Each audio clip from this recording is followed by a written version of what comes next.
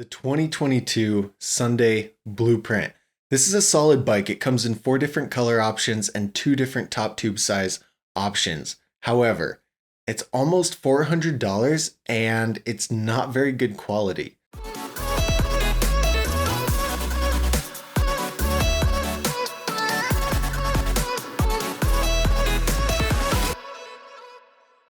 So throughout this video, I'm going to break it down. Eventually at the end, I'm going to tell you whether or not I recommend it and who this bike is for. Because the reality is, even though this bike isn't very good quality, it's still right for some people. Not very many, but for some people, this is the right choice. So I'm going to help you determine if this is the right choice for you at the end. So make sure you stay tuned. Let's get right into the video. The 2022 Sunday Blueprint is $389. It's almost $400, and it's in stock right now on Downtime and a few other websites. You can click the link in the description to pick it up from Downtime if you decide that this is the right bike for you. Now, the quality of the Blueprint, like I said, it's a little bit disappointing to me. Here's the deal. This bike is full high tensile steel, and if you guys have been following me for a while, you know why this is a bad thing. High tensile steel is a lot weaker than Chromoly. It's cheaper, but it's also weaker. And what happens when you ride weaker materials, guys, we put a lot of stress on our bikes. We crash them, we throw them, we fall, a lot of things happen, and you want a high quality bike that's not going to bend and not going to break. So if you do see yourself eventually riding at a mid-level, you should plan for a full Chromoly bike, because this high tensile steel bike is going to break, the back end's going to bend as you progress. It's just something that happens, so keep that in mind. The rims are both single wall. Again, double wall is the preferred quality option for rims. Single wall rims are a lot cheaper and a lot weaker. They bend when you case things. When you're learning spins, you're going to bend the wheels. And the reason I'm saying this is because I've been there. I've bent wheels, I've bent frames, I've knocked myself out on these lower end bikes. And it's fine, you can always upgrade it. But if you plan to get to that level eventually and you have the budget, spend a little more money and get something more high quality. The Blueprint does not come with pegs, and it weighs right at about 26 pounds. So in all honesty, this is a fairly light bike. No pegs, no free coaster, so it is on a cassette. The bars are high tensile steel, the forks are high tensile steel. There's not hardly any aftermarket parts. It does come with brakes, so that's cool. You might want to take your brakes off, and they're fully removable.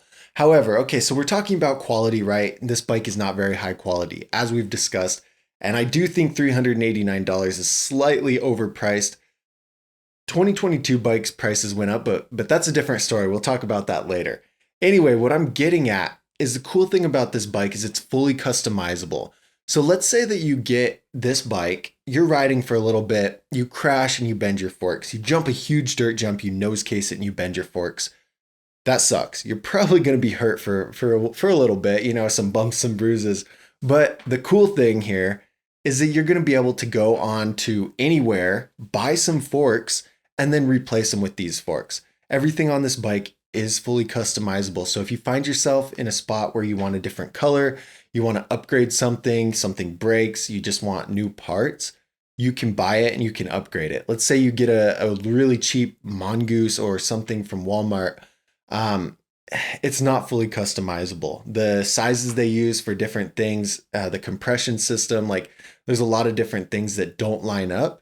So you're going to end up retrofitting it or just getting a new bike. So that is a pro of this bike, is that you can get it because it's available, because there's not very many other options right now at the time of making the video, and upgrade it as you progress, as you learn.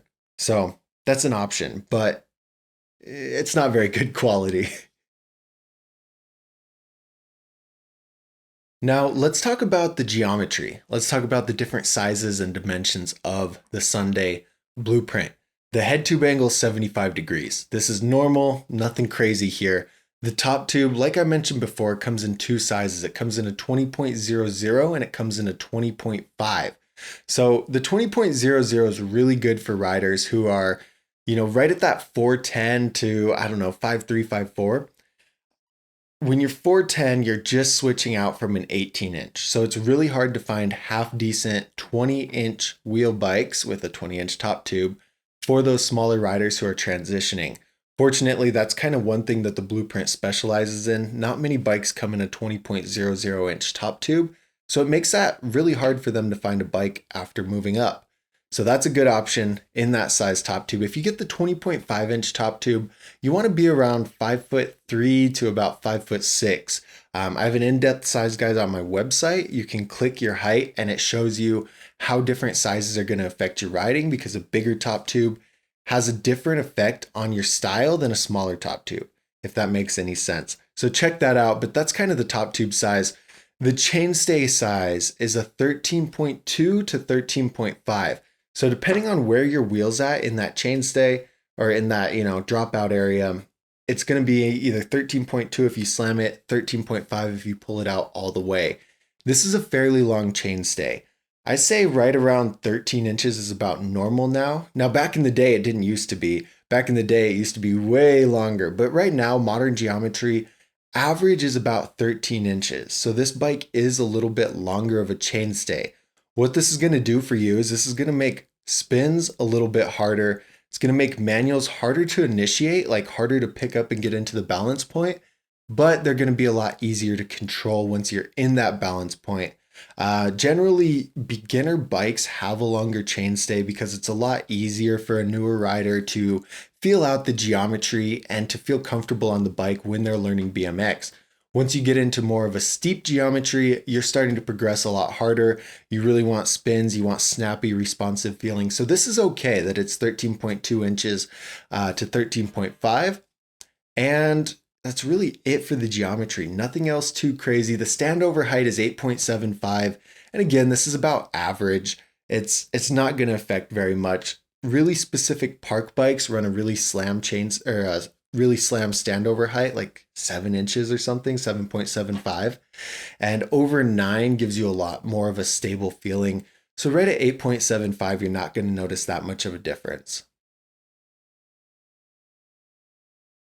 So I created a BMX bike scoring system. This is called the Dougsterbob score, and it's accumulation of a ton of different aspects of a BMX bike, and it tells you how it ranks in different areas.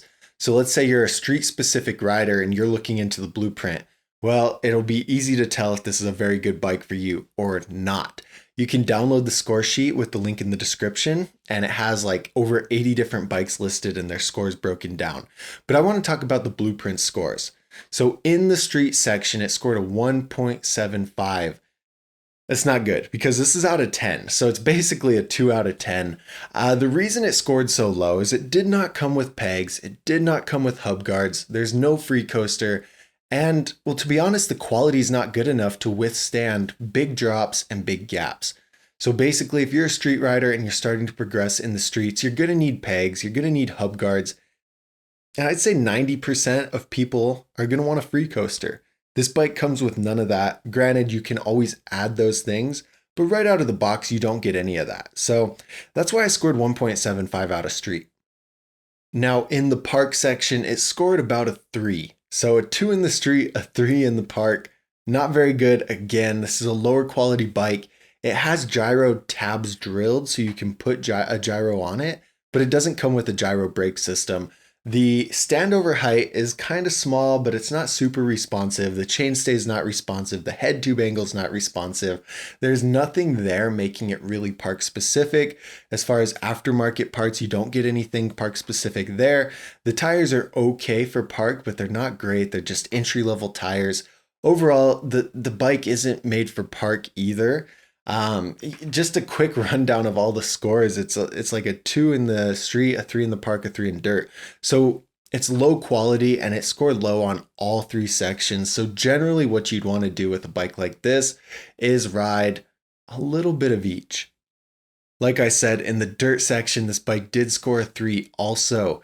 Dirt, we want really stable and controlled type geometry. So we're looking for like a 74.5 degree 5 74.5 degree head tube angle, a longer chainstay, which it does have, a taller standover. We want dirt specific tires. We want dirt gearing. We want a brake, we want a handful of things that make it really dirt specific. The only thing this bike has going for it is the 13.2 to 13.5 inch chainstay, which, like I mentioned before, gives you some extra stability and gives you a more comfortable feel. So flowing dirt jumps is going to feel more stable on this bike because of that back end, but you're not going to notice a huge difference. This is a well-rounded bike because it's pretty much the same for street, park, and dirt. So basically, let's say that you ride a little bit of everything and you decide that street is your true calling. You love riding street. You have so much fun riding street. So you're going to go out, you're going to buy pegs, you're going to buy hub guards, and you're going to buy a free coaster. You're going to throw them on the blueprint. And now that bike's ranking probably like a 7 out of 10 for street and, a 3 for park and a 3 for dirt. So that's awesome. You're able to just upgrade this bike to go towards what you want to ride. Now, I know we already talked about quality, but there is a quality score. This bike scored a 1. So a 1 out of 10. It's the lowest of the low. Like, you can't really get any lower than this except a Walmart bike, but we don't really talk about those. Full high tensile steel, single wall rims, no aftermarket parts. There's not much quality here, and yeah, that's all you could really say about it. Scored a 1 in quality. It's not very good quality wise. Now the overall Dougsterbob score is about a 3, which kind of averages out everything else that this bike scored. A few other things go into it, but a 3 is not very good. It's pretty much the lowest Dougsterbob score there is. Some bikes get a little lower, some bikes get quite a bit higher, but this one only scored a 3. Now I want to talk with you guys for a little bit about some potential issues that you might run into with the blueprint. Now, because of the low quality, don't expect the parts to last very long. Depending on your progression and depending on your weight isn't something that's really talked about in BMX. We generally talk about height a lot. But for me, when I was riding these high tensile steel bikes, I probably weighed about 180 pounds. I'm a big dude. And I was breaking these parts a lot quicker than my friends. So high tensile steel for someone who's 4'10" and like 100 pounds just getting into the sport, you're not going to really thrash this bike. However, someone 150 to 180 pounds getting on this bike, you're going to bend things, you're going to break things just as you get better and as you put it through more stuff. So keep that in mind. One big issue I see is the parts just not lasting. The back end could bend as you start to learn spins. The wheels could ding as you learn spins, as you do bigger drops. And then the only other thing is that this bike isn't really specific for anything. So if you have it set in your mind that you're going to be a park rider, let's get you a park specific bike. Let's not get you this and worry about upgrading. Let's get you a park specific bike so that you don't get the wrong thing. You know what I mean?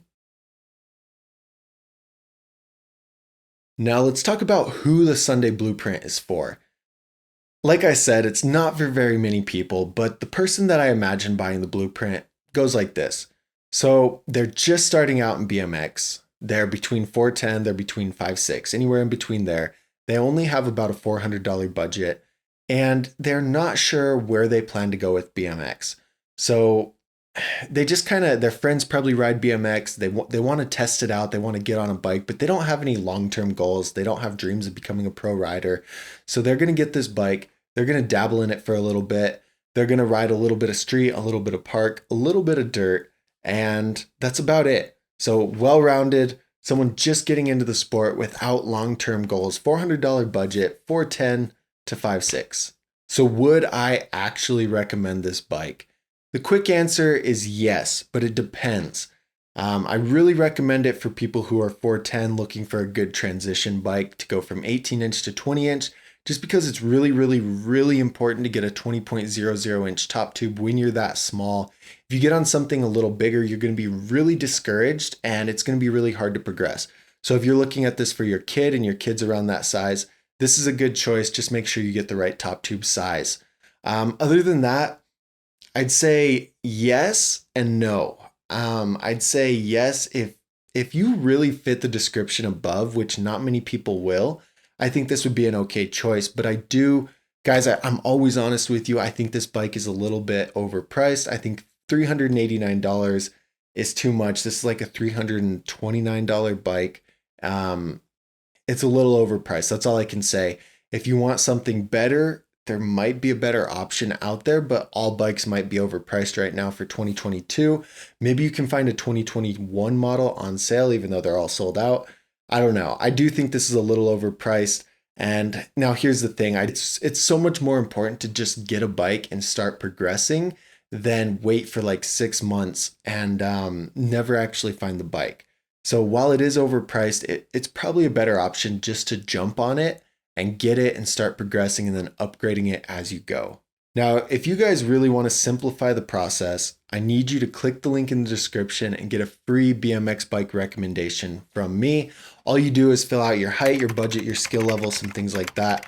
And I look at all that information and I send you back a sheet with 3 bikes that I think would be perfect for you based on the information you gave me. It takes me about a day or so, so be patient, but fill that out and get that recommendation and see which bikes are right for you. Then you don't waste all this time researching. So answer me this. Are you going to buy the 2022 Sunday Blueprint? Leave it in the comments, yes or no. If you guys decide to buy it, I hope you decide to get it through the link at Dan's Comp. We're working together to bring you BMX bikes, and we both have the same mission. We want to grow the sport. So make sure you guys do that. Other than that, if you're looking at more 2022 Sunday bikes, I have a full video. It's like an hour long, has all the different Sunday bikes in there.